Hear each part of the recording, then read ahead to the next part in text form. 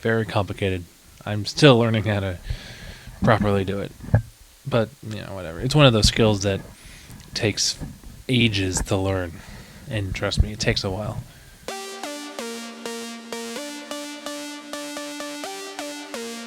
Hello, everyone, and welcome back to the Junior Mints Podcast.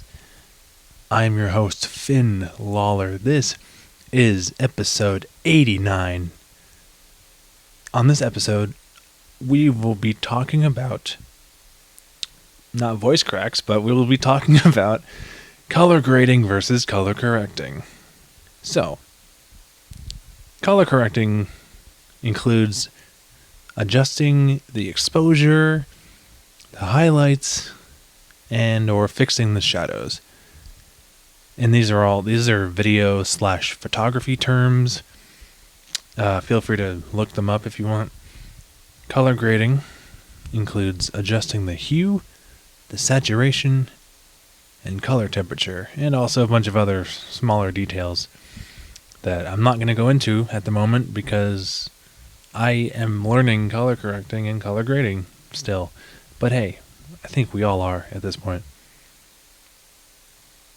So from what I've learned, the correct order when it comes to both concepts is to color correct your footage first and then color grade it to fit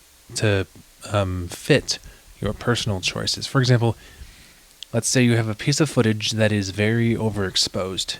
To color correct it first, you would want to drag down the exposure, adjust the midtones and the shadows until it's looking better. And then, from there, if you want, adjust the saturation, which is like the color vibrancy, the hue, which is like the color itself, and then color temperature, which goes along with saturation.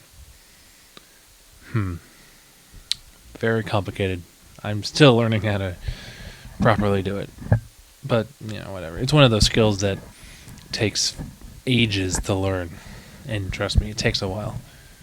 So both techniques, like I said just now, are very time-consuming. Time-consuming, yet so worth it to the overall project. For example, when I'm editing short films for Casimir Films Inc., there would be editing sessions where I would spend at least an hour and a half, at minimum, adjusting the exposure and the shadows and the saturation and all that. And yet there's still so much left to edit on it. So think of it as if the color correction and color grading are like half of the overall project.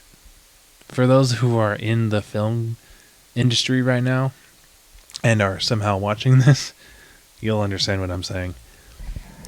So, but something about it is so, fulfilling, right? Something about it is just like, wow, like once you do it once and you see that you can actually change the look of a picture or a video and it looks good to you, then it's like you feel so empowered, you know. So, and that's how I feel whenever I color correct something that looks better than it did when I first imported it. Anyway, to each their own, So here's the thing, with any skill that is very tedious or time consuming, or any skill for that matter, it's very consuming. Sorry. The more you practice, the better you get. And what did I say back in episode 71? Not that.